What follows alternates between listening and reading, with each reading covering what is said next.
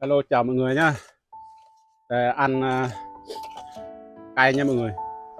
Đấy, rất là cay luôn. Ngon lắm nha mọi người. Đây.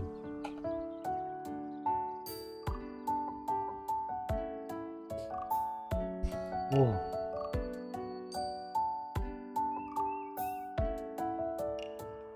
rất ngon.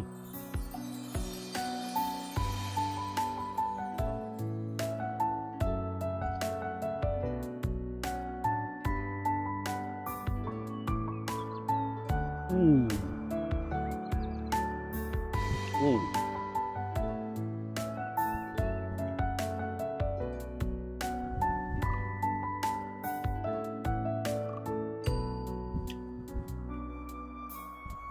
ừm.